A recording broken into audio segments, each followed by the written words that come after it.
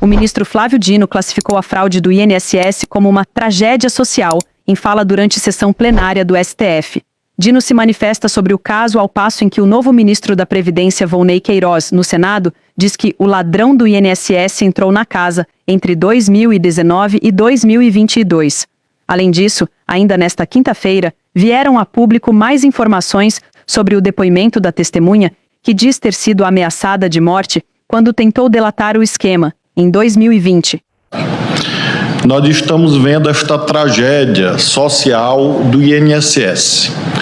Independentemente de juízos de valor sobre o caso concreto e sobre responsabilidades que nesse instante não nos cabe individualizar, é certo a estas alturas que temos pelo menos fartos indícios de um consórcio deletério em que entidades representativas se voltaram contra os seus representados, em um aparente conluio com agentes públicos, para, mediante autorizações que se diz inexistentes ou fraudulentas, obter fortunas.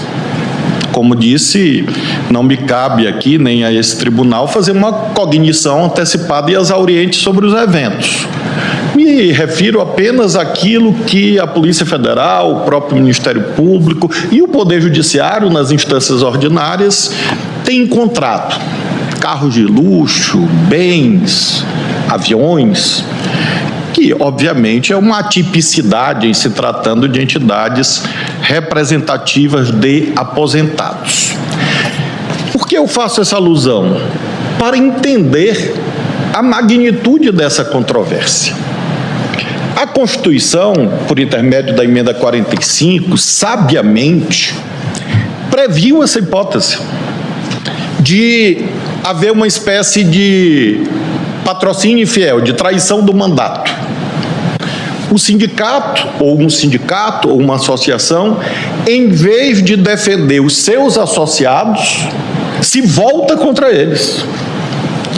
E por isso mesmo, a emenda 45, quando reescreveu o artigo 114 da Constituição, diz que os temas, eminente ministro Fachin, de direito sindical, abrangendo não só a controvérsia entre sindicatos de empregadores e empregados, mas também os litígios internos a um sindicato, entre a sua diretoria e os seus filiados, é de competência da Justiça do Trabalho.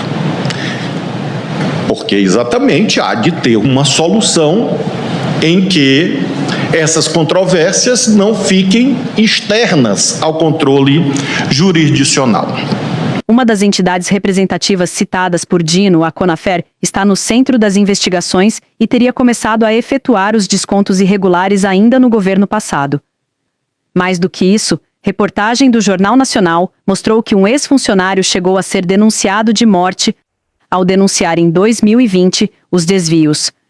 Ele chegou a procurar a Polícia Federal, diz em seu depoimento. O deputado federal, André Janones, comentou as informações em vídeo nas redes sociais.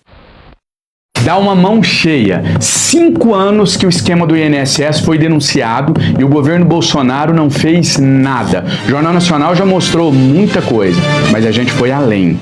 O funcionário da direção central do INSS procurou a Polícia Federal em setembro de 2020, depois de ter recebido ameaças de morte. Ele atuava na área que analisa os descontos nos benefícios e disse que as ameaças começaram depois que ele identificou irregularidades nesses processos.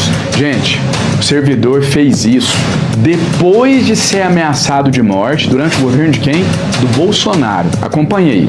O acordo entre a Conafer e o INSS para fazer os descontos direto nos benefícios foi assinado em 2017 e foi suspenso em setembro de 2020 após servidores do órgão identificarem irregularidades.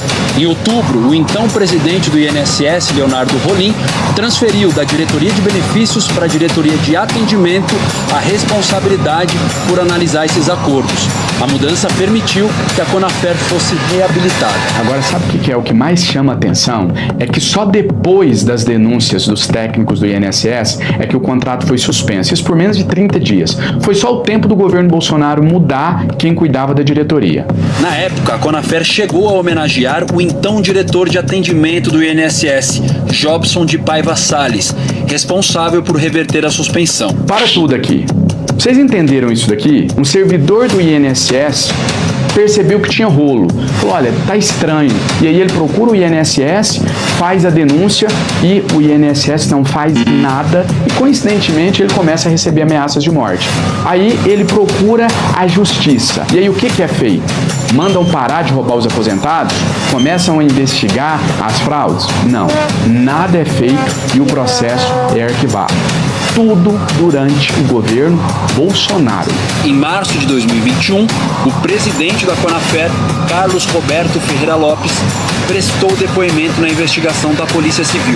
Calma, que só piora. Segundo a investigação, a relação do presidente da Conafer com o governo Bolsonaro é ainda maior. Basta ligar os pontos. Pelas investigações, ficou claro que o presidente da Conafer, Carlos Roberto Ferreira Lopes, era ligado a José Carlos Oliveira. José Carlos, que foi presidente do INSS e ministro do Trabalho e Previdência de quem?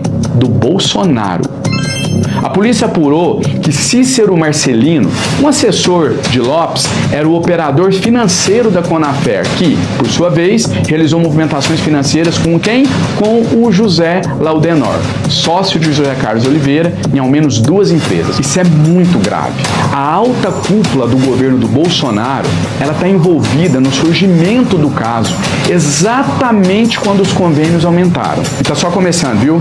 A PF já apontou o uso de contas laranjas, indícios de movimentações não declaradas e até vínculos com pré-campanha eleitoral, reforçando a suspeita de conluio entre a Conafer e autoridades do governo do Bolsonaro. O caso só começou a ser investigado depois que o presidente Lula tomou posse. Foi no governo do Lula que a CGU e a Polícia Federal desmantelaram, acabaram com esse esquema ilegal. E o mais importante, é o governo do Lula que vai antecipar a devolução do dinheiro e transformar os bens apreendidos, como Ferrari, apartamento de luxo e mais um monte de coisa, em recurso para os aposentados. Resumo de toda essa história. Durante o governo do Bolsonaro, os aposentados eram roubados e quem denunciasse era ameaçado de morte. O governo do Lula protege os aposentados, coloca os ladrões de aposentadoria na cadeia e ainda vai devolver o dinheiro de quem foi roubado. Pessoal, não se deixe enganar. Clica aqui no botão de compartilhar e vamos espalhar a verdade para o Brasil inteiro.